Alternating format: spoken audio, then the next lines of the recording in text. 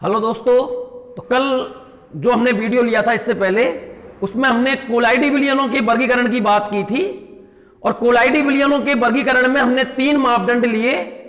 एक मापदंड अपने पास था परिक्षिप्त प्रावस्था और परिक्षेपण माध्यम के मध्य कैसी क्रिया है, उनके मध्य आकर्षण है या प्रतिकर्षण है।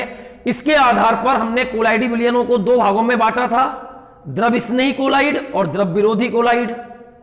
फिर हमने दूसरा जो परिक्षिप्त प्रावस्था और परिक्षेपण माध्यम है, इनकी भौतिक अवस्था के आधार पर हमने कोलाइडी विलयनों का वर्गीकरण किया। उसमें हमने 8 प्रकार के कोलाइडी तंत्रों का अध्ययन किया। आज हम देखते हैं जो अपने पास परिक्षिप्त प्रावस्था है उसके कणों के आकार पर आधारित वर्गीकरण। दोस्तों, यदि हम इसके आधार पर वर्गीकरण देखें तो हम इसके आधार पर कोलाइडी विलयन जो है उनको 3 भागों में विभाजित करते हैं।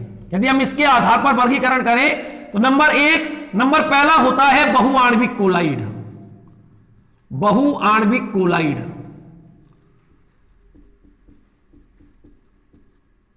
नंबर दूसरा होता है बृहद आणविक कोलाइड। बृहद आणविक कोलाइड। और नंबर तीसरा होता है संगुणित या सहचारी कोलाइड। संगुणित या सहचारी कोलाइड। तो दोस्तों दोबारा देखिए, परिक्षिप्त प्रावस्था के कणों के आकार पर यदि हम कोलाइडी विलयनों को देखें तो हम इनको 3 भागों में विभाजित करते हैं। नंबर 1 होता है बहुआण्विक कोलाइड, नंबर दूसरा होता है बृहद आणविक कोलाइड और नंबर तीसरा होता है संगुणित या सहचारी कोलाइड। अब ये हम जानते हैं जो कोलाइडी कण होते हैं उनका साइज यदि हम देखें तो उनका साइज होता है 1 नैनोमीटर से 1000 नैनोमीटर के मध्य का। ये कोलाइडी कणों का साइज है। सबसे पहले नंबर में एक बात करते हैं, बहुआण्विक कोलाइड किसे कहते हैं। बहुआण्विक कोलाइड क्या होते हैं इनके बारे में देखते हैं। तो बहुआण्विक कोलाइड यदि हम देखें, नाम से स्पष्ट है, ये ऐसे कोलाइड होते हैं जो बहुत सारे अणुओं से मिलकर बने होते हैं। ऐसे कोलाइड जो बहुत सारे अणुओं से मिलकर बने, और हम जानते हैं अणुओं के मध्य में पाया जाता है दुर्बल वान डेर वाल्स बल। वे कोलाइड जिनमें 1 नैनोमीटर से भी कम आकार के 1 नैनोमीटर से भी कम आकार के अणु या परमाणु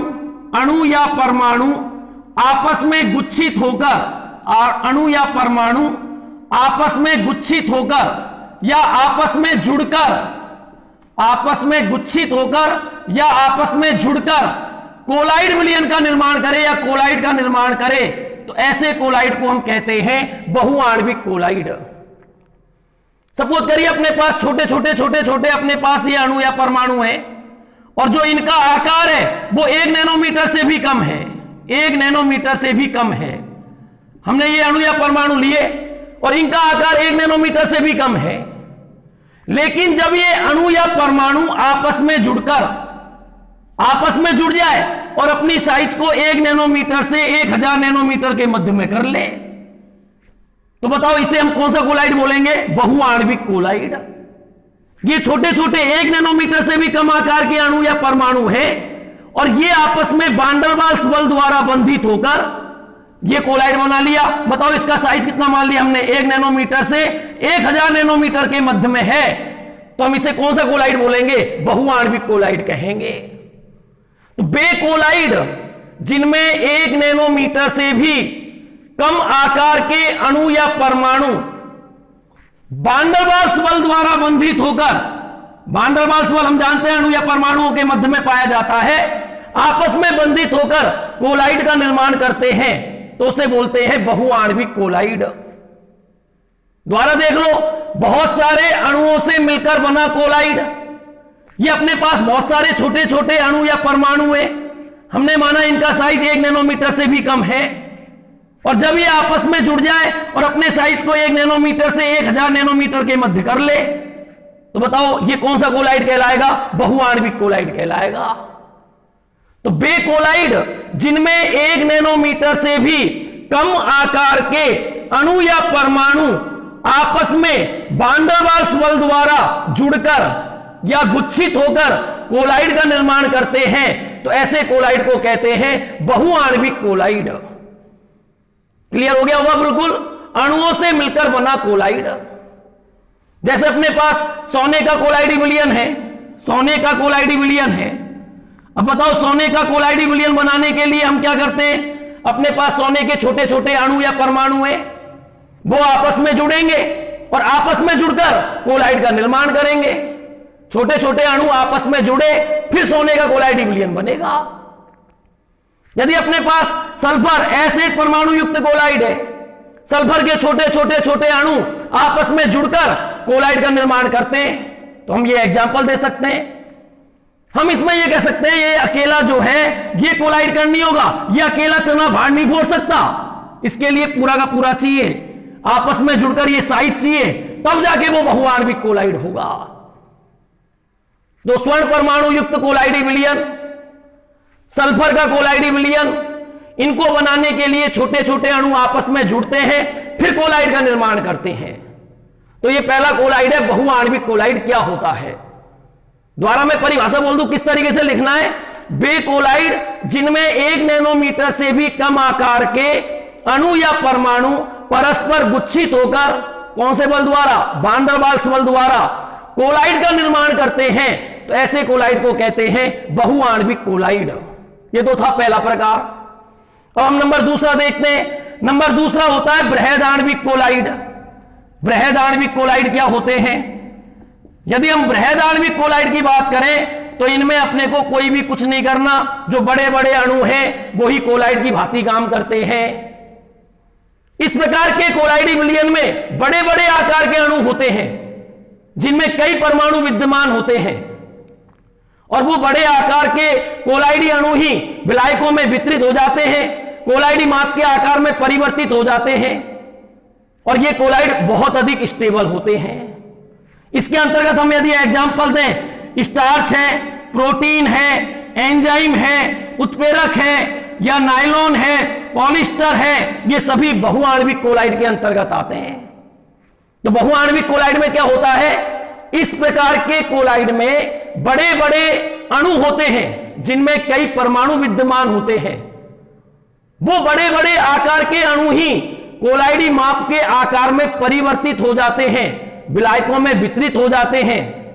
इनका अणुभार बहुत ही उच्च होता है और ये अधिक स्टेबल होते हैं। इसे हम बोलते हैं बृहदाण्विक कोलाइड। इसके अंतर्गत हम ये एग्जांपल देते हैं। अब दोस्तों फिर तीसरा है, ये सबसे महत्वपूर्ण है। तीसरा अपने पास है संगुणित या सहचारी कोलाइड क्या होता है। दोस्तों हम तीसरा देखते हैं संगुणित या सहचारी कोलाइड क्या होता है। सबसे महत्वपूर्ण है ये, संगुणित या सहचारी कोलाइड किसे कहते हैं? संगुणित या सहचारी कोलाइड, यदि हम इसकी पहले परिभाषा देखें तो वे पदार्थ जो निम्न सांद्रता पर, वे पदार्थ जो निम्न सांद्रता पर सामान्य विद्युत अपघट्ट की भांति व्यवहार दर्शाते हैं, सामान्य विद्युत अपघट्ट की भांति व्यवहार दर्शाते हैं, परंतु उच्च सांद्रता पर यदि उनकी मात्रा अधिक ले ली जाए, उच्च सांद्रता पर यदि वो पदार्थ संगुणित होकर, यदि वो पदार्थ संगुणित होकर कोलाइड की भांति व्यवहार दर्शाता है, तो ऐसे कोलाइड को हम कहते हैं संगुणित या सहचारी कोलाइड। यदि हम इसकी परिभाषा बोले कि संगुणित या सहचारी कोलाइड क्या होता है, तो हम बोलेंगे वे पदार्थ जो निम्न सांद्रता पर सामान्य विद्युत अपघट्ट की भांति व्यवहार दर्शाता हो। विद्युत अपघट्ट का मतलब होता है जिसमें आसानी से विद्युत धारा का प्रवाह हो जाए, जो आसानी से अपने आयनों में वियोजित हो जाए। निम्न सांद्रता का मतलब है जैसे हमने कम मात्रा में यदि किसी पदार्थ को लिया, कम मात्रा में उस पदार्थ को लेने पर वो काम कर रहा है विद्युत अपघट्ट की तरह, और यदि हमने उसी पदार्थ की ले ली अधिक मात्रा, और अधिक मात्रा लेने पर वो संगुणित होकर काम कर रहा है कोलाइड की तरह, तो हम ऐसे कोलाइड को बोलते हैं संगुणित या सहचारी कोलाइड।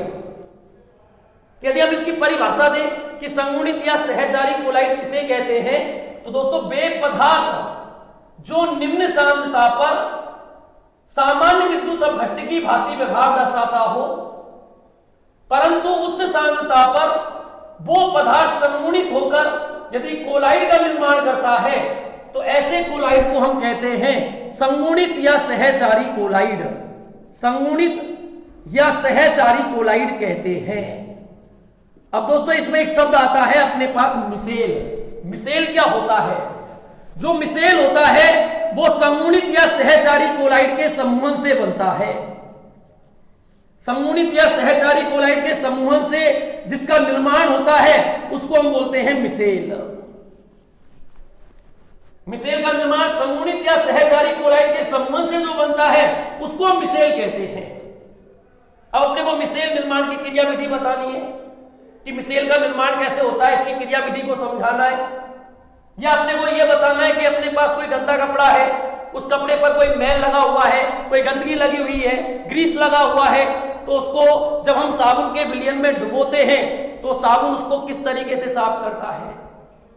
तो यहां अपने को मिसेल की क्रियाविधि देखनी है। मैं एक बार दोबारा बोल दूं, हम तीसरे प्रकार का कोलाइड देख रहे हैं, संगुणित या सहचारी कोलाइड क्या होता है। तो दोस्तों ये वे पदार्थ होते हैं जो निम्न सांद्रता पर तो सामान्य विद्युत अपघट्ट की भांति व्यवहार दर्शाते हैं, लेकिन यदि उनकी उच्च सांद्रता ले ली जाए तो वो आपस में संगुणित होकर कोलाइड की भांति व्यवहार दर्शाते हैं। तो ऐसे कोलाइड को हम संगुणित या सहचारी कोलाइड कहते हैं। संगुणित या सहचारी कोलाइड के समूहन से जो बनता है उसको हम बोलते हैं मिसेल। अब दोस्तों मिसेल के निर्माण के लिए अपने पास कुछ शर्तें हैं। मिसेल का निर्माण हमेशा एक निश्चित सांद्रता से उच्च सांद्रता पर होता है। उच्च सांद्रता पर होता है। सबसे महत्वपूर्ण बात, यदि सांद्रता का मान कम है तो हम जानते हैं वो पदार्थ विद्युत अपघट्ट की तरह काम करेगा। इसलिए बताओ सांद्रता कैसी चाहिए? उच्च। जिस सांद्रता पर मिसेल का निर्माण होता है उस सांद्रता को हम कहते हैं क्रांतिक मिसेलीकरण सांद्रता। सबसे महत्वपूर्ण क्वेश्चन, क्रांतिक मिसेलीकरण सांद्रता क्या होती है? जिस सांद्रता पर मिसेल का निर्माण होता है उसे क्रांतिक मिसेलीकरण सांद्रता कहते हैं। शॉर्ट में इसको बोलेंगे CMC। क्रिटिकल क्रांतिक हो जाएगा मिसेलाइजेशन कंसंट्रेट। पहली शर्त तो ये हो गई कि मिसेल का निर्माण हमेशा एक निश्चित सांद्रता से उच्च सांद्रता पर होता है, और जिस सांद्रता पर मिसेल का निर्माण होता है उस सांद्रता को हम बोलते हैं क्रांतिक मिसेलीकरण सांद्रता। दूसरी बात, मिसेल का निर्माण हमेशा एक निश्चित ताप पर होता है। निश्चित ताप से अधिक ताप ही मानते हैं, और जिस ताप पर मिसेल का निर्माण होता है उस ताप को हम बोलते हैं क्राफ्ट ताप। मिसेल का निर्माण जिस सांद्रता पर होता है उसको बोलते हैं क्रांतिक मिसेलीकरण सांद्रता। मिसेल का निर्माण एक निश्चित ताप से उच्च ताप पर होता है, और जिस ताप पर मिसेल का निर्माण होता है उसे बोलते हैं क्राफ्ट ताप। और तीसरी बात, मिसेल के निर्माण के लिए जो भी अपने पास पदार्थ एग्जाम्पल है उसमें ये दो भाग उपस्थित होने चाहिए। एक तो मिसेल के निर्माण के लिए उसमें जल स्नेही वाला भाग होना चाहिए, और एक मिसेल के निर्माण के लिए उसमें जल विरोधी भाग भी उपस्थित होना चाहिए। तो दोस्तों मिसेल का जब भी अपने को निर्माण करना है तो अपने को पहले ये पॉइंट देखने हैं कि मिसेल का निर्माण हमेशा एक निश्चित सांद्रता से उच्च सांद्रता पर होता है। जिस सांद्रता पर मिसेल का निर्माण होता है उसे क्रांतिक मिसेलीकरण सांद्रता या CMC कहते हैं। मिसेल का निर्माण एक निश्चित ताप से उच्च ताप पर होता है, और जिस ताप पर मिसेल का निर्माण होता है उसे हम बोलते हैं क्राफ्ट ताप। और मिसेल के निर्माण के लिए जो भी एग्जाम्पल हम ले रहे हैं उसमें इन दोनों भागों की उपस्थिति होनी चाहिए। दोस्तों हम देखते हैं संगुणित या सहचारी कोलाइड में यदि हम एग्जाम्पल दें तो हम एग्जाम्पल दे सकते हैं साबुन का या अपमार्जक का। हम इसमें एग्जाम्पल दे रहे हैं संगुणित या सहचारी कोलाइड में, या मिसेल का निर्माण कैसे होता है वो हम साबुन के द्वारा या अपमार्जक के द्वारा समझा सकते हैं।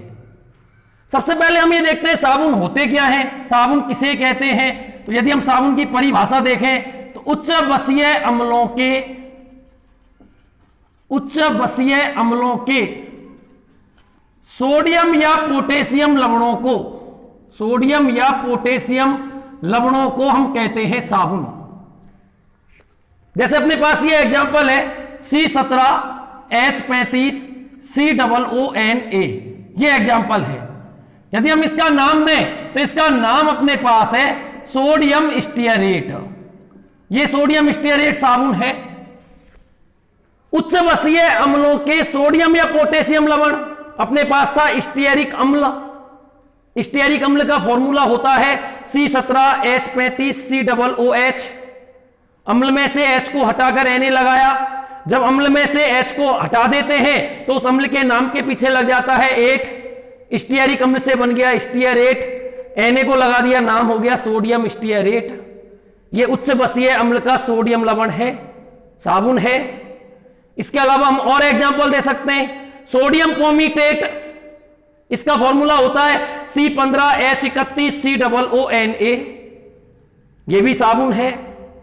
अब यदि हम इसकी क्रियाविधि देखें, यदि हम सोडियम स्टीयरेट को C17H35 COONA जो अपने पास है सोडियम स्टीयरेट है, जब हम इसको जल में घोलते हैं तो जल में घोलने पर यह अपने आयनों में वियोजित हो जाता है, धनायन में और ऋणायन में। हमने सोडियम स्टीयरेट को जल में घोला, जल में घोलने पर यह अपने आयनों में वियोजित होगा, धनायन में और ऋणायन में, तो यह टूट जाएगा C17H35 COO नेगेटिव में और Na पॉजिटिव, यानी यह अपने पास बन गया स्टीयरेट आयन।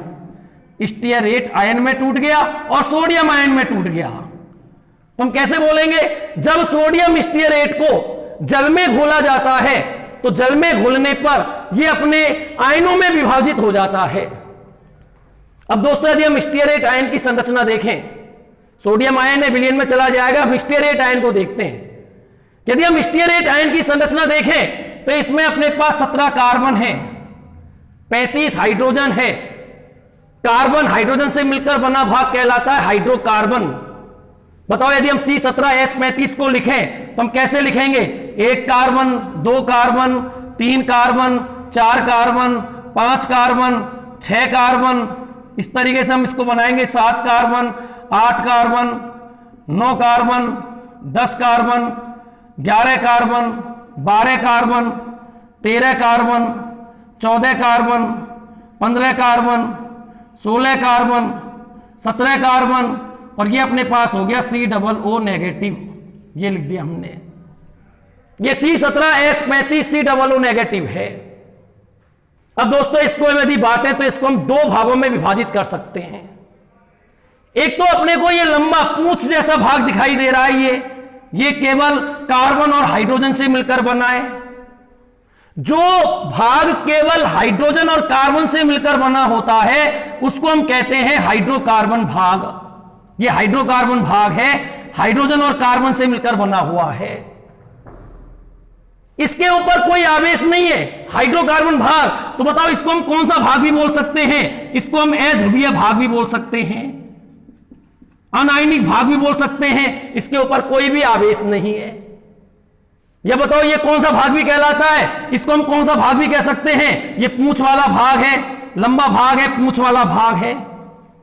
अब यदि हम आगे इसकी बात करें दोस्तों, इसके ऊपर आवेश है तो ये अपने पास शीर्ष वाला भाग कहलाएगा। और बताओ इसको हम कौन सा भाग बोलेंगे, यहां आयनिक भाग बोलेंगे। ये आयनिक भाग है, या इसको बताओ हम कौन सा भाग भी बोलते हैं, शीर्ष वाला भाग भी बोलते हैं। तो जो अपने पास स्टीयरेट आयन है हमने उसको 2 भागों में विभाजित कर दिया। एक तो हो गया हाइड्रोकार्बन मूलक भाग हो गया, हाइड्रोजन और कार्बन से मिलकर बना भाग हो गया, इसके ऊपर कोई आवेश नहीं है, अध्रुवीय भाग हो गया। और बताओ ये अपने पास आयन से मिलकर बना है इसलिए हम इसको आयनिक भाग बोलते हैं, इसको हम शीर्ष भाग भी बोलते हैं। अब दोस्तों यदि हम ये देखें इन दोनों भागों में कौन जल स्नेही है, कौन जल विरोधी है, तो दोस्तों हम एक केमिस्ट्री में एक सिद्धांत पढ़ते हैं, विलेयता का एक सिद्धांत होता है। वैसे प्रकृति का सिद्धांत है कि अमीर की अमीरी से पड़ती है, गरीबी की गरीब जो आदमी होता है उसकी गरीब से पड़ती है, अच्छे के साथ अच्छा रहता है, बुरे के साथ बुरा रहता है। ऐसे ही केमिस्ट्री में एक सिद्धांत है, केमिस्ट्री में एक विलेयता का सिद्धांत है। विलेयता का सिद्धांत क्या है कि हमेशा समान समान को घोलता है। ये विलेयता का सिद्धांत है कि समान समान को घोलता है। लाइक डिजॉल्व लाइक, इसका मतलब क्या है? अपने पास यहां हमने ले लिया जल। जल में तुम जानते हो ऑक्सीजन पर आंशिक ऋणावेश, हाइड्रोजन पर आंशिक धनावेश, क्योंकि ऑक्सीजन की विद्युत ऋणता अधिक होती है। बंध के इलेक्ट्रॉन को ये अपनी ओर आकर्षित करता है।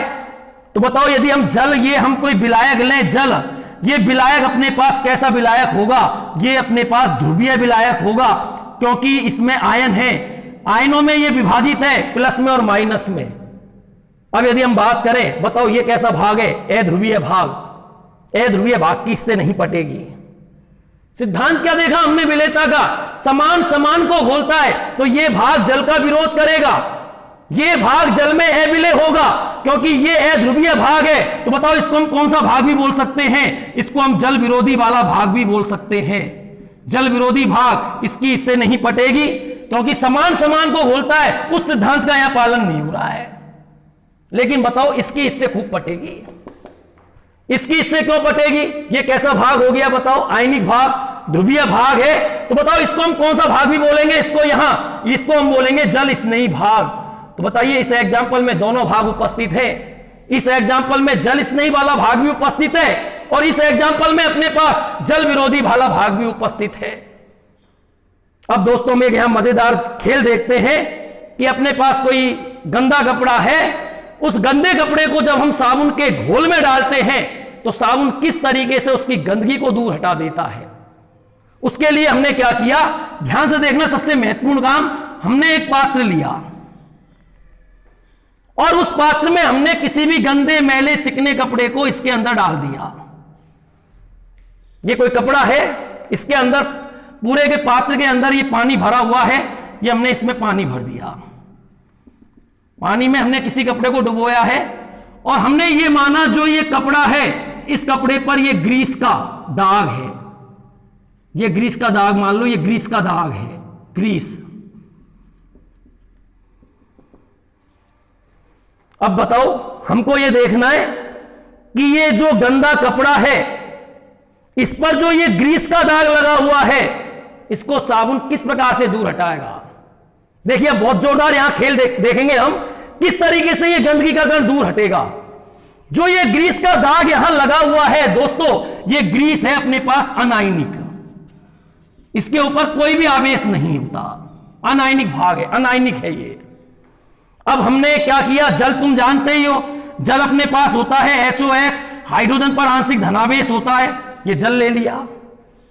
अब तुमने इसमें डाला साबुन को, साबुन को डाला, तो बताओ साबुन में तुमको कितने भाग नजर आ रहे हैं? 2 भाग। एक तो कौन सा भाग नजर आ रहा है तुमको? हाइड्रोकार्बन भाग। यदि हम इस पूरी श्रृंखला को देखें तो हम इस श्रृंखला को इस तरीके से दर्शा सकते हैं। ये दर्शा दिया, 17 कार्बन 35 हाइड्रोजन तुम बना सकते हो पूरी संरचना। मैंने इसको शॉर्ट में लिखा है। इसको तो मान लेना तुम ये अध्रुवीय भाग है, और ये मान लेना ध्रुवीय भाग है। अब बताओ ये तो हो गई पूंछ वाली भाग, और ये हो गया शीर्ष वाला भाग। इसको तो हम इस द्वारा दर्शा दिया, पूंछ के द्वारा। जो आयनिक भाग है उसको हमने इसके द्वारा दर्शा दिया।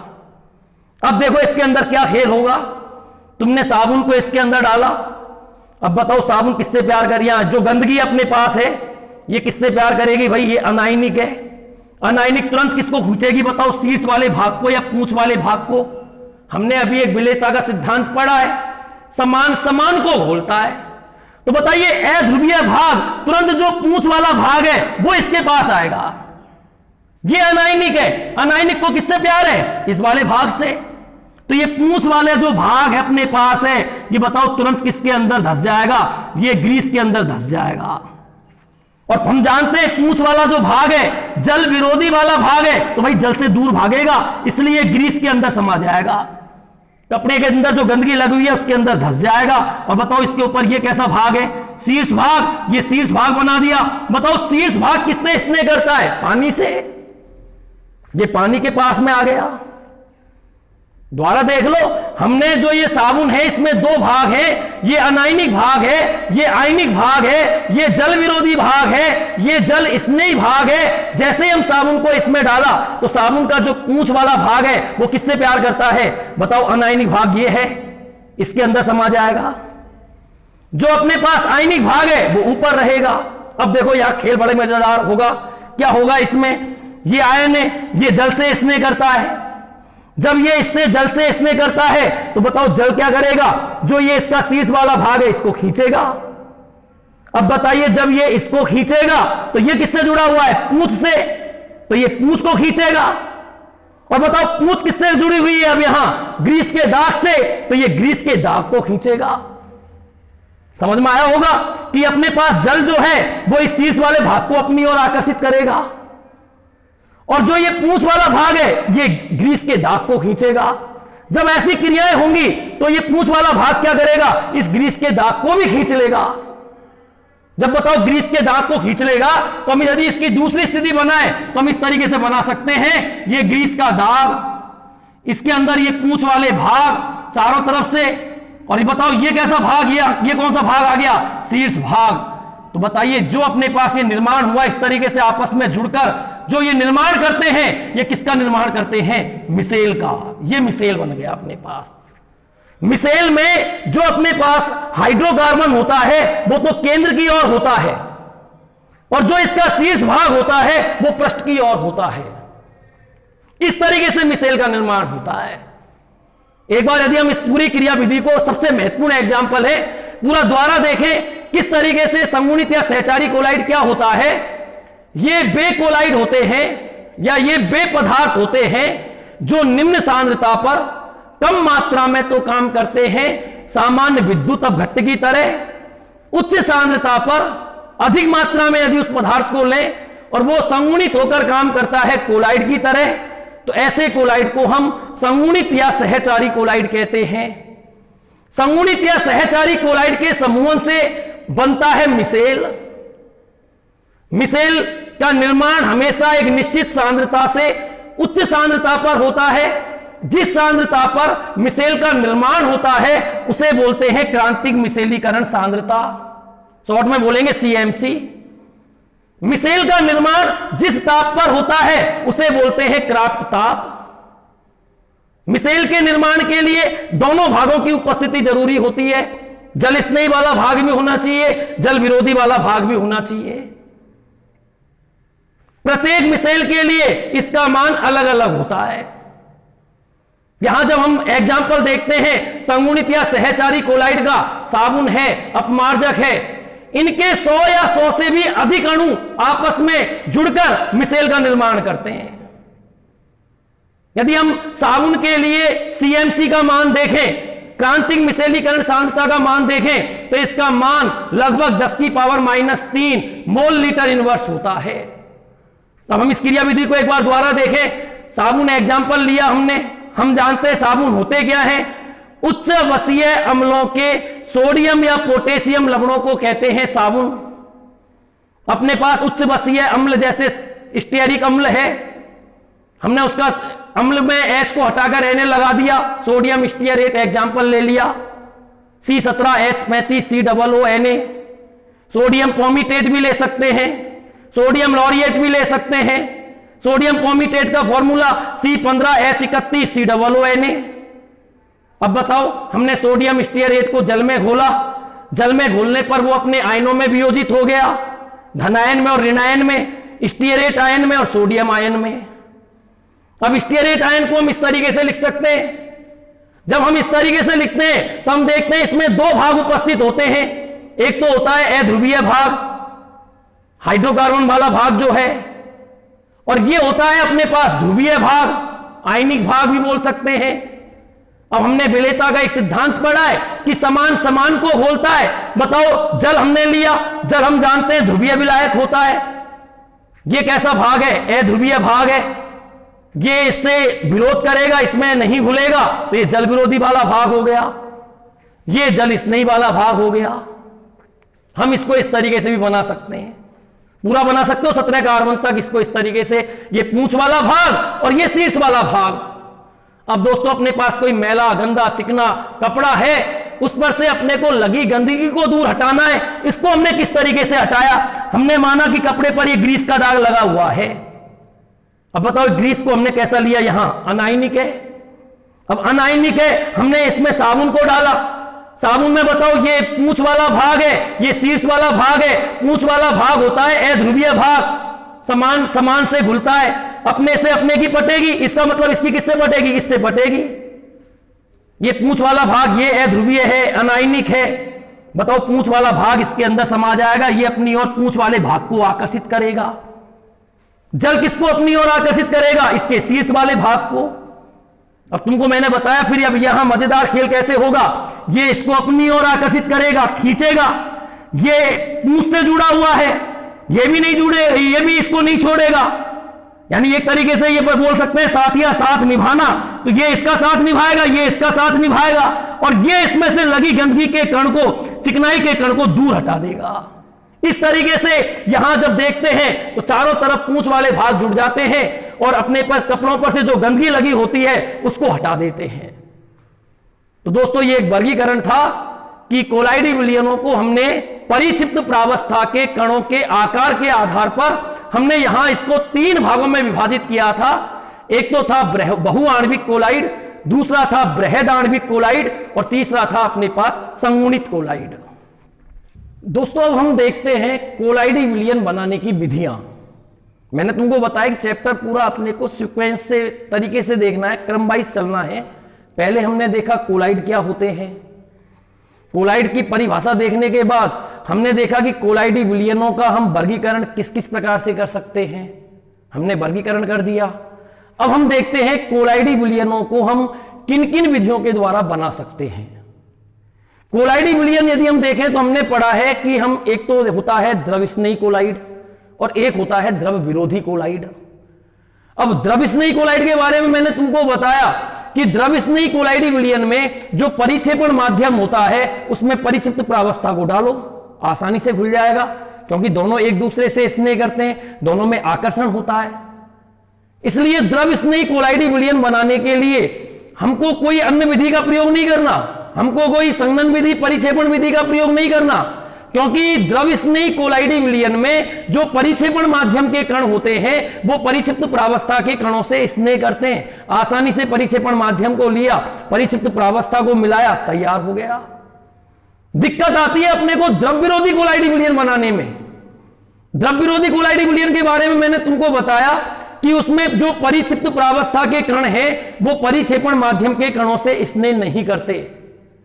इसलिए हम द्रव विरोधी कोलाइडी विलयन बनाने के लिए अनेक विधियों का प्रयोग करते हैं, अनेक भौतिक विधियों का प्रयोग करते हैं, अनेक रासायनिक विधियों का प्रयोग करते हैं। तो यहां हम देखते हैं कि हम द्रव विरोधी कोलाइडी विलयनों को कौन कौन सी विधियों के द्वारा बना सकते हैं। एक तो होता है परिक्षेपण विधियां और दूसरी होती है संघनन विधियां। पहले हम चार्ट को देख लें। 2 विधियों के द्वारा द्रव विरोधी कोलाइडी विलयनों को बनाया जा सकता है। एक तो होती है परिक्षेपण विधि और एक होती है संघनन विधि। यहां हम परिक्षेपण विधि के अंतर्गत 3 विधियों का अध्ययन करेंगे। एक तो होगा नंबर 1 यांत्रिक परिक्षेपण विधि। इस विधि में हम कोलाइडी चक्की का प्रयोग करेंगे। एक विधि अपने पास होगी विद्युतीय परिक्षेपण विधि, जिसको ब्रेडिंग कार्क विधि भी कहते हैं। इस विधि में हम चिंगारी उत्पन्न करेंगे। सोना, चांदी, तांबा, प्लेटिनम आदि धातुओं के कोलाइडी विलयनों को इस विधि से बनाएंगे। तीसरी विधि अपने पास पैक्टीकरण होगा। इस विधि में किसी अवक्षेप को कोलाइडी विलयन में परिवर्तित किया जाएगा। दूसरी संघनन विधियां, इनके अंतर्गत हम अनेक भौतिक विधियों का और रासायनिक विधियों का प्रयोग करेंगे। इन विधियों के द्वारा हम कोलाइडी विलयनों का निर्माण करेंगे। दोस्तों सबसे पहले अपने को यह आना चाहिए, यहां जो मैंने 2 नाम लिखे परिक्षेपण विधियां और संघनन विधियां, इनमें अंतर क्या है। दोस्तों हम ये जानते हैं जो कोलाइडी कण होते हैं उनका साइज होता है 1 नैनोमीटर से 1000 नैनोमीटर के मध्य। किसी भी प्रकार से, किसी भी तरीके से हम यदि कणों का साइज ये लिया है तो बताओ वो क्या कहलाएगा, कोलाइड कहलाएगा। परिक्षेपण विधि में क्या होता है, सबसे पहले यदि हम इसकी बात करें, इसमें अपने पास कोई बड़े आकार का कण है। बड़े आकार का मतलब यदि हम इसकी बात करें तो यह अपने पास 1000 नैनोमीटर से भी अधिक बड़ा है अपने पास। जब इस बड़े आकार का कण जो है इसको हम किसी भी तरीके से छोटे छोटे आकार के कणों में विभाजित कर दें और छोटे छोटे कण इस तरीके से कर दें कि बताओ उनका साइज कितना होना चाहिए, 1 नैनोमीटर से 1000 नैनोमीटर के मध्य होना चाहिए। तो बताओ वो कौन सी विधि कहलाएगी? परिक्षेपण विधियां। परिक्षेपण विधियों के अंतर्गत किसी भी बड़े आकार के कण को कोलाइडी माप के आकार के कणों में तोड़ा जाता है। बड़े आकार का कण है, यदि हम उसको कोलाइडी माप के आकार के कणों में तोड़ दें, यानी उस कण की साइज कितनी हो जाए, 1 नैनोमीटर से 1000 नैनोमीटर के मध्य हो जाए, तो बताओ वो अपने पास क्या कहलाएगा? कोलाइड। ये कौन सी विधियां कहलाएंगी? परिक्षेपण विधियां। इसके अंतर्गत हम इन 3 विधियों का अध्ययन करेंगे। और दोस्तों, जबकि संघनन विधि में क्या होता है? संघनन विधि में अपने पास ये छोटे छोटे आकार के कण हैं, और जो ये छोटे छोटे आकार के कण हैं इनका साइज है अपने पास 1 नैनोमीटर से भी कम, 1 नैनोमीटर से भी कम है। जब ये छोटे छोटे आकार के कण आपस में जुड़े और आपस में जुड़कर यदि एक बड़े कण का निर्माण करे, यानी ऐसी साइज पैदा कर ले, कैसी साइज पैदा कर ले? जिनकी बताओ कणों की साइज कितनी हो जाए, 1 नैनोमीटर से 1000 नैनोमीटर के मध्य हो जाए। जब छोटे छोटे आकार के कण आपस में जुड़कर 1 नैनोमीटर से 1000 नैनोमीटर के मध्य की साइज प्राप्त कर ले, तो बताओ वो किसकी तरह काम करेगा? कोलाइड की तरह। तो यहां दोनों में अंतर क्या हुआ? यहां बड़ा तो टूटा छोटे छोटे में, और यहां छोटे छोटे आपस में जुड़कर क्या बनाया? बड़ा। और बड़ा भी ऐसा बना दिया जिसमें कोलाइडी साइज आ जाए। तो बताओ ये कौन सी विधि कहलाएगी अपने पास? संघनन विधियां। इसके अंतर्गत हम यहां 2 विधियों का अध्ययन करेंगे। एक तो रासायनिक विधियों का, जिनमें हम 4 विधियों का अध्ययन करेंगे, ऑक्सीकरण के द्वारा, अपचयन विधि के द्वारा, जल अपघटन विधि के द्वारा, द्विक अपघटन या उभय अपघटन के द्वारा हम कोलाइडी विलयन बनाएंगे। भौतिक विधियों में अपने को कोई क्रिया नहीं देखनी, भौतिक अवस्था में परिवर्तन करना है, ठंडा करना है, गर्म करना है, या अपने को किसी विलायक में घोलना है, उसके द्वारा हम कोलाइडी विलयनों का निर्माण करेंगे। तो हम एक एक विधि को देखते हैं कि हम किस तरीके से कोलाइडी विलयनों का निर्माण करते हैं। अब दोस्तों, इसके अंतर्गत हम 3 विधियों का अध्ययन करेंगे। इसके अंतर्गत नंबर 1, पहली विधि हम पढ़ेंगे यांत्रिक परिक्षेपण विधि। यांत्रिक परिक्षेपण विधि, परिक्षेपण विधियों का हम अध्ययन कर रहे हैं। तो इसके अंतर्गत सबसे पहले हम अध्ययन करेंगे यांत्रिक परिक्षेपण विधि क्या होती है। दूसरी विधि इसके अंतर्गत हम अध्ययन करेंगे विद्युतीय परिक्षेपण विधि। विद्युतीय परिक्षेपण विधि का अध्ययन करेंगे। जो विद्युतीय परिक्षेपण विधि है, इसका एक नाम और है, इस विधि को हम ब्रेडिंग कार्क विधि भी बोलते हैं। ब्रेडिंग कार्क विधि, इसका अध्ययन करेंगे। और दोस्तों, जो हम इसके अंतर्गत तीसरी विधि पढ़ेंगे, वो तीसरी विधि अपने पास होगी पैप्टीकरण। इसके द्वारा हम कोलाइडी विलयन कैसे बनाते हैं। दोस्तों, सबसे पहले हम बात करते हैं कि परिक्षेपण विधियां जो है, ये तो मैंने बता दिया, इसमें बड़े आकार के कणों को कोलाइडी माप के आकार के कणों में तोड़ा जाएगा। तो हम इन तीनों विधियों में ये देखेंगे किस प्रकार से बड़े आकार के कणों को कोलाइडी माप के कणों में तोड़ा जाता है। तो इसके अंतर्गत हम यहां 3 विधियां देख रहे हैं। एक तो अपने पास हो गई यांत्रिक परिक्षेपण विधि, दूसरी अपने पास हो गई ब्रेडिंग कार्क विधि, और तीसरी विधि अपने पास हो गई पैप्टीकरण। सबसे पहले हम बात करते हैं कि हम यांत्रिक परिक्षेपण विधि के द्वारा कोलाइडी विलयन कैसे बनाते हैं। सबसे पहली बात, यह कोलाइड विलयन बनाने की सबसे सरल व सामान्य विधि मानी जाती है। कोलाइडी विलयन बनाने की सबसे सरल और सबसे सामान्य विधि है। दूसरी बात, इस विधि में अपने पास कैसे भी आकार का कण है, कितना भी छोटा कण है, कितना भी बड़ा कण है, सबसे पहले हम क्या करते हैं इस विधि में, कैसे भी आकार का, यानी ऐसे आकार के कण है जो कोलाइडी माप के नहीं है। ये ऐसे आकार के कण हैं जिनका साइज 1 नैनोमीटर से 1000 नैनोमीटर के मध्य नहीं है। तो हम क्या करते हैं, सबसे पहले इन कणों को हम बारीक पीसते हैं। बारीक पीसना, सबसे पहले अपन ने इनको बिल्कुल बारीक पीस लिया। अब बारीक पीसने के बाद जो पिसा हुआ चूर्ण है उसको हम डालते हैं परिक्षेपण माध्यम में। जो बारीक पिसा हुआ चूर्ण है, जैसे भी कैसे भी आकार का कण था, बारीक पीस लिया। बारीक पीसने के बाद हमने उसको डाल दिया परिक्षेपण माध्यम में। दोस्तों, परिक्षेपण माध्यम में डालने पर कैसे भी आकार का कण परिवर्तित होकर एक बड़े कण में परिवर्तित हो गया, बड़े आकार का कण बना लिया। और बताओ, उस बड़े आकार के कण को हम क्या बोलेंगे? स्थूल निलंबन। यानी हमने कैसे भी आकार का कण था, उससे एक बड़े आकार का कण बना लिया। अब हम करते क्या हैं? हम इस विधि में प्रयुक्त करते हैं सबसे महत्वपूर्ण बात, कोलाइडी चक्की। इस विधि में प्रयुक्त की जाती है कोलाइडी चक्की। और इस चक्की की विशेषता क्या है? इस चक्की की पहली विशेषता तो यह है कि यह चक्की हमेशा कितना भी बड़ा कण हो, कितना भी बड़ा कण है, उसको कोलाइडी माप के आकार में परिवर्तित कर देती है। कोलाइडी आकार में, कोलाइडी आकार के कण बना देती है। हम यदि इस चक्की की बनावट देखें कि कोलाइडी चक्की की बनावट कैसी होती है, तो दोस्तों इस चक्की में धातु के दो पार्ट होते हैं। ये हमने धातु के दो पार्ट बना दिए इस तरीके से। यहां हम स्थूल निलंबन को डालेंगे। ये अपने पास बड़े आकार का जो कण है उसको इस चक्की में से डाला जाता है। चक्की में ये धातु के दो पार्ट हैं और इन पार्टों की यदि हम गति देखें तो ये चक्की जो है ये 7000 चक्कर प्रति मिनट की गति से इस तरीके से चलती है, एक दूसरे के विपरीत दिशा में। अब बताओ करना क्या है अपने को? जो अपने पास बड़े आकार का कण है उसको इस चक्की में डालना है। इस चक्की में डालते ही वो बड़े आकार के जो कण हैं वो कोलाइडी माप के आकार के कणों में परिवर्तित हो जाएगा।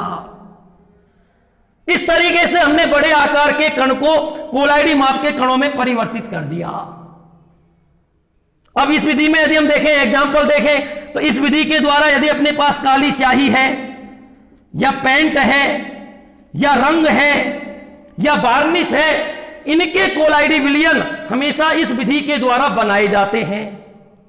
तो दोस्तों यदि हम इस विधि की पूरी बात करें, द्वारा देखें कि इस विधि में हम किस तरीके से कोलाइडी कण प्राप्त करते हैं, कोलाइडी विलयन प्राप्त करते हैं, तो सबसे पहले यह कोलाइडी विलयन बनाने की सबसे सरल और सामान्य विधि है। दूसरी बात, इस विधि में हम किसी भी आकार के कण को बारीक पीस लेते हैं, फिर उसे परिक्षेपण माध्यम में डालकर स्थूल निलंबन बना लेते हैं, बड़े आकार का कण बना लेते हैं। इस विधि में हम प्रयुक्त करते हैं कोलाइडी चक्की। कोलाइडी चक्की में धातु के दो पार्ट होते हैं और यह चक्की 7000 चक्कर प्रति मिनट की गति से एक दूसरे के विपरीत दिशा में चलती है। दोस्तों इस चक्की की विशेषता यह होती है कि तुम इसमें कितने भी बड़े आकार का कण डालिए, यह चक्की उसे कोलाइडी माप के आकार के कण में परिवर्तित कर देती है। यदि हम इसमें एग्जाम्पल देखें, काली स्याही है, रंग है, पेंट है, वार्निश है, इनके कोलाइडी विलयन हमेशा इस विधि के द्वारा बनाए जाते हैं। दोस्तों इसमें भी देखो वही बात हुई है, बड़े आकार का कण कोलाइडी माप के आकार के कण में बदल गया। यहां हमने कोलाइडी चक्की प्रयुक्त की है। इस विधि को इसलिए बोला है यांत्रिक परिक्षेपण विधि। दूसरी बात हम बात करते हैं, अपने पास दूसरी विधि है विद्युतीय परिक्षेपण विधि। इस विधि को हम ब्रेडिंग कार्क विधि भी कहते हैं। इस विधि के द्वारा हम बनाते हैं धातुओं के कोलाइडी विलयन। यदि अपने को धातुओं में सोने का कोलाइडी विलयन बनाना है, यदि अपने को चांदी का कोलाइडी विलयन बनाना है, या अपने को तांबे का कोलाइडी विलयन बनाना है, या अपने को प्लेटिनम का कोलाइडी विलयन बनाना है, तो इन धातुओं का कोलाइडी विलयन इस विधि के द्वारा बनाया जाता है। सबसे महत्वपूर्ण विधि है, ध्यान से देखना इस विधि को कि इस विधि के द्वारा हम इन धातुओं के कोलाइडी विलयन किस प्रकार से बनाते हैं। सबसे पहले हम क्या करते हैं, हम एक पात्र लेते हैं और इस पात्र में हमको जिस भी धातु का कोलाइडी विलयन बनाना है, यदि हमको सोने का कोलाइडी विलयन बनाना है तो इस धातु के दो पतले तार लीजिए। ये हमने दो पतले तार ले लिए, एक तार ये अपने पास और एक पतला तार अपने पास ये है। दो पतले तार ले लिए हमने। कहने का मतलब जिस भी धातु का कोलाइडी विलयन बनाना हो, यदि अपने को चांदी का कोलाइडी विलयन बनाना है तो चांदी के 2 पतले तार ले लो। यदि अपने को तांबे का कोलाइडी विलयन बनाना है तो तांबे के 2 पतले तार ले लो। और पतले तार जो हैं इनके एक सिरे को परिक्षेपण माध्यम, बताओ ये तो परिक्षिप्त प्रावस्था हो गई अपने पास, और ये परिक्षेपण माध्यम के रूप में हमने लिया है जल। इन पतले तारों के एक सिरे को परिक्षेपण माध्यम जल में डुबोकर रखा जाता है। जल में डुबोकर रख दिया। अब हम आगे क्या करते हैं, जो ये तार हैं इनको किसी विद्युत विभव स्रोत से जोड़ते हैं, plus minus plus minus plus minus, यानी इसमें एक पतले तार को तो जोड़ दिया प्लस टर्मिनल से। जिस तार को या जिस पतली छड़ को प्लस टर्मिनल के द्वारा जोड़ा जाता है उसको तो हम कह देंगे एनोड, और जिस पतले तार को या छड़ को माइनस टर्मिनल के द्वारा जोड़ा जाता है उसको हम कह देंगे कैथोड। एक तरीके से ये दोनों जो पतले तार हैं, ये दोनों पतले तार अब कार्य करते हैं इलेक्ट्रोड का। अब जैसे ही हम इन पतले तारों को या इन पतली छड़ों को विद्युत विभव स्रोत से या उच्च विभव स्रोत से जोड़ते हैं, जोरदार वाला इनमें विभव स्रोत लगाते हैं, उच्च विभव स्रोत से जोड़ते हैं, तो विद्युत विभव स्रोत से जोड़ने पर यहां चिंगारी उत्पन्न होती है, आर्क उत्पन्न होता है। और जब आर्क उत्पन्न होता है तो आर्क द्वारा जो उत्पन्न ऊष्मा है, चिंगारी द्वारा जो उत्पन्न ऊष्मा है, वो इस धातु के पतले तार को वाष्पित करती है। ये धातु के पतले तार जो हैं वो वाष्प बनकर उड़ने लगते हैं। अब यदि दोस्तों ये पतले तार की जो छड़ थी ये वाष्प के रूप में उड़ जाएगी तो अपनी पूरी मेहनत खराब, क्योंकि हमको तो चाहिए इसका कोलाइडी विलयन। ये वाष्प बनकर उड़ नहीं जाए, इसके लिए हम क्या करते हैं, इस पूरे पात्र को बर्फ से रखे पात्र में ठंडा करते हैं। यहां हमने बर्फ ले लिया कंप्लीट, ये बर्फ अपने पास, जिससे इसको पूरे को ठंडा किया जाता है। अब ये बर्फ क्या करेगी, जैसे ही अपने पास चिंगारी उत्पन्न हुई, आर्क उत्पन्न हुआ, आर्क उत्पन्न होने से धातु के तार का वाष्पन हुआ, तुरंत वाष्प का फिर संघनन होगा, क्योंकि हमने कर दिया ठंडा। जब वाष्प का संघनन होगा तो संघनन होने पर जो ये छड़ हैं ये कोलाइडी माप के आकार के कणों में परिवर्तित हो जाएंगे। ये अपने पास कोलाइडी आकार के कण बन गए, यहां ये कोलाइडी विलयन बन गया। दोबारा मैं बोल दूं, इस विधि के द्वारा हम धातुओं के कोलाइडी विलयन बनाते हैं, सोने का, चांदी का, तांबे का, प्लेटिनम का। इस विधि में हमको जिस भी धातु का कोलाइडी विलयन बनाना होता है उस धातु के हम 2 पतले तार लेते हैं।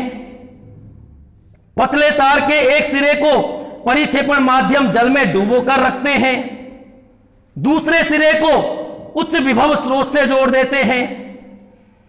इनमें दोनों तार छड़ का, जो दोनों छड़ हैं वो अपने पास एक तरीके से इलेक्ट्रोड का काम करती है। एक काम कर रही है एनोड का, एक काम करती है कैथोड का।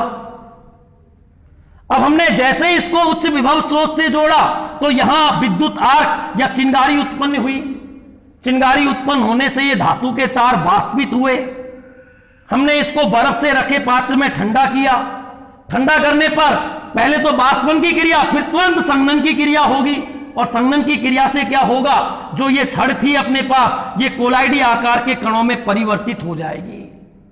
इस तरीके से अपने को यहां सोने का कोलाइडी विलयन प्राप्त होगा। और यहां मजेदार वाली बात यह होगी, जो ये कण होंगे इनकी साइज 1 नैनोमीटर से 1000 नैनोमीटर के मध्य की होगी। अब दोस्तों लेकिन इसमें एक प्रॉब्लम है। प्रॉब्लम क्या है कि अपने पास यदि कहीं ये कण आपस में पुनः जुड़ जाएं और पुनः जुड़कर बड़े आकार का कण बना ले तो अपना पूरा कोलाइडी विलयन फिर खराब। तो हम क्या करते हैं, अभी जो ये कोलाइडी विलयन है तो ये अनस्टेबल हो गया। इसको स्टेबल करने के लिए हम इसमें थोड़ा सा क्या मिला देते हैं, KOH मिला देते हैं। KOH मिलाने पर क्या होगा, अपने पास जो ये कोलाइडी माप के कण हैं 1 नैनोमीटर से 1000 नैनोमीटर के मध्य है। KOH मिलाने पर K प्लस और OH माइनस है, तुरंत OH माइनस इसके ऊपर आ जाएगा इन कोलाइडी कणों पर। अब बताओ इन कणों पर माइनस आवेश आ गया OH माइनस, तो OH माइनस आने पर क्या होगा, इन सभी कणों पर आ गया समान आवेश, और जब समान आवेश आ जाएगा तो बताओ फिर ये एक दूसरे को क्या करेंगे, प्रतिकर्षण हो जाएगा, और जब प्रतिकर्षण हो जाएगा तो ये बताओ आपस में अब जुड़ेंगे ही नहीं, तो हमको कैसे आकार के कण प्राप्त हो जाएंगे, कोलाइडी आकार के कण। तो दोस्तों ये विधि थी अपने पास विद्युतीय परिक्षेपण विधि, इस विधि को हम ब्रेडिंग कार्क विधि भी कहते हैं, ये दूसरी विधि है। हाँ दोस्तों, ये कोलाइडी विलयन बनाने की फिर हम तीसरी विधि की बात करते हैं कि पेप्टीकरण क्या होता है। इस विधि के द्वारा हम कोलाइडी विलयन का निर्माण कैसे करते हैं। हमने पहली विधि देखी यांत्रिक परिक्षेपण विधि, दूसरी विधि का हमने अध्ययन किया ब्रेडिंग आर्क विधि, और ये तीसरी विधि है कोलाइडी विलयन बनाने के लिए पेप्टीकरण। दोस्तों इस विधि से यदि हमें कोलाइडी विलयन का निर्माण करना है तो इसके लिए अपने को एक तो आवश्यकता होगी किसी ताजे बने हुए अवक्षेप की, ताजा बना हुआ अवक्षेप। अवक्षेप हम इंग्लिश में बोलेंगे प्रेसिपिटेट, या इसको हम बोलेंगे शॉर्ट में पीपीटी। अवक्षेप में क्या होता है, जब हम कई रासायनिक अभिक्रिया करते हैं तो उसमें कई बार कोई पदार्थ नीचे आकर बैठ जाता है ठोस रूप में, उसको हम बोलते हैं अवक्षेप। ताजा बना हुआ अवक्षेप चाहिए इसमें। दूसरा, अपने को इस अभिक्रिया में किसी विद्युत अपघट्ट की आवश्यकता होगी, विद्युत अपघट्ट लेंगे। और तीसरा, अपने को इस अभिक्रिया में परिक्षेपण माध्यम की आवश्यकता होगी, परिक्षेपण माध्यम। तो हम देखते हैं पेप्टीकरण विधि में कोलाइडी विलयन का निर्माण कैसे होता है। इसके लिए अपने को एक तो चाहिए ताजा बना हुआ अवक्षेप, दूसरा अपने को चाहिए उपयुक्त विद्युत अपघट्ट। विद्युत अपघट्ट का मतलब जिसमें हम ये कहें आसानी से विद्युत धारा का प्रवाह होता है, और तीसरा हमको आवश्यकता होती है परिक्षेपण माध्यम की। अब यदि अपन माने कि अपने पास फेरिक हाइड्रोक्साइड का ताजा बना हुआ अवक्षेप है, हमने यहां अवक्षेप ले लिया और यह अवक्षेप अपने पास है फेरिक हाइड्रोक्साइड का ताजा बना हुआ अवक्षेप है, फेरिक हाइड्रोक्साइड। इस ताजे बने हुए अवक्षेप को हमने यहां ले लिया परिक्षेपण माध्यम में। अब जो ये अवक्षेप है, अपने को इस अवक्षेप को कोलाइडी कणों में परिवर्तित करना है। यहां जो ये अवक्षेप है, इसकी यदि हम साइज की बात करें तो इसकी साइज 1000 नैनोमीटर से भी अधिक होती है। तो ये ताजा बना हुआ अवक्षेप परिक्षेपण माध्यम में है। अब अपने को क्या करना है, सबसे महत्वपूर्ण बात, इस बने हुए अवक्षेप में कोई ऐसा उपयुक्त विद्युत अपघट्ट मिलाना है जिसमें दोनों से प्राप्त एक आयन समान हो। तो हम इस एग्जांपल में यदि विद्युत अपघट्ट की बात करें तो इस एग्जांपल में हम विद्युत अपघट्ट मिलाते हैं FeCl3। FeCl3 की बात करें तो ये Fe+3 Cl- से मिलकर बना हुआ है। अब बताओ यहां भी Fe+3 है और इस वाले अवक्षेप में भी Fe+3 है, दोनों से प्राप्त एक आयन समान है Fe+3। तो हम क्या करते हैं, जो ये अवक्षेप है इसमें हम मिलाते हैं विद्युत अपघट्ट के रूप में FeCl3। जैसे ही हम FeCl3 को मिलाते हैं तो जो अपने पास ये अवक्षेप है फेरिक हाइड्रोक्साइड का, इस अवक्षेप पर चारों तरफ यदि हम बात करें जो उभयनिष्ठ आयन होता है, दोनों से प्राप्त एक आयन जो समान होता है वो इस अवक्षेप पर अधिशोषित हो जाता है। Fe+3 Fe+3 Fe+3 Fe+3 इस तरीके से ये अधिशोषित हो जाता है। अब बताओ जब ये इस पर अधिशोषित हो जाएगा और इसको जब हम तेजी से हिलाएंगे तो हिलाने पर क्या होगा, जो ये अवक्षेप है ये कोलाइडी माप के आकार के कणों में परिवर्तित हो जाएगा। ये कोलाइडी माप के आकार के कणों में परिवर्तित हो गया। बताओ इस सब पर कौन सा आवेश होगा अपने पास, सबके ऊपर Fe+3 होगा। अब बताओ जब Fe+3 आवेश होगा तो समान आवेश है सब कणों पर, और जब समान आवेश होगा तो इनका आपस में हम कहेंगे एक दूसरे को प्रतिकर्षित करेंगे और वापस ये अवक्षेप में परिवर्तित नहीं होगा। तो यदि हम इसको देखें, इसकी परिभाषा बोले कि जब किसी ताजे बने हुए अवक्षेप में कोई ऐसा उपयुक्त विद्युत अपघट्ट मिलाया जाए जो उस अवक्षेप को कोलाइडी विलयन या कोलाइडी कणों में परिवर्तित कर दे, तो इस क्रिया को बोलते हैं पेप्टीकरण। और इस क्रिया में जो विद्युत अपघट्ट मिलाया जाता है उस विद्युत अपघट्ट को बोलते हैं पेप्टी कारक। पेप्टी कारक क्या होता है? जो विद्युत अपघट्ट इसमें मिलाया जाता है। और यदि हम दूसरा एग्जाम्पल देखें, चलो अपने पास हम दूसरा एग्जाम्पल लें कि अपने पास यहां जो अवक्षेप है वो AgNO3 का अवक्षेप है। AgNO3 का हमने ताजा बना हुआ अवक्षेप लिया। अब AgNO3 का ताजा बना हुआ अवक्षेप यहां ये परिक्षेपण माध्यम है, ये परिक्षेपण माध्यम में ले लिया।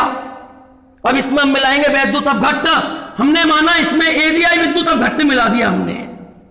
अब बताओ, जब AgI विद्युत अपघट्ट मिलाया है तो ये अवक्षेप जो अपने पास है AgNO3 का जो अवक्षेप है इस पर कौन जाकर अधिशोषित होगा? जो उभयनिष्ठ है, जो दोनों से प्राप्त एक आयन समान है। बताओ इस पर कौन अधिशोषित हो जाएगा? Ag plus Ag plus Ag plus Ag plus, ये अधिशोषित हो जाएगा। और जब तुम इसको तेजी से हिलाओगे तो ये कोलाइडी माप के आकार के कणों में परिवर्तित हो जाएगा। इस क्रिया को हम बोलेंगे पेप्टीकरण। द्वारा मैं परिभाषा बोल दूं, वह विधि जिसके द्वारा किसी ताजे बने हुए अवक्षेप को उपयुक्त वैद्युत अपघट्ट की सहायता से कोलाइडी कणों में परिवर्तित किया जाता है तो इस क्रिया को बोलते हैं पेप्टीकरण। और इसमें जो विद्युत अपघट्ट मिलाया जाता है उस विद्युत अपघट्ट को बोलते हैं पेप्टी कारक। परिभाषा देखो ऊपर लिखी हुई है। तो दोस्तों ये अपने पास थी तीनों की तीनों परिक्षेपण विधियां। हमने तीनों विधियों में बड़े आकार के कणों को कोलाइडी माप के आकार के कणों में परिवर्तित किया है। एक थी यांत्रिक परिक्षेपण विधि, एक थी ब्रेडिंग कार्क विधि, एक थी पेप्टीकरण। अब दोस्तों हम नेक्स्ट वीडियोस में देखते हैं कि कोलाइडी विलयन बनाने की जो संघनन विधियां हैं जिनमें हम अनेक रासायनिक विधियों का और अनेक भौतिक विधियों का प्रयोग करेंगे।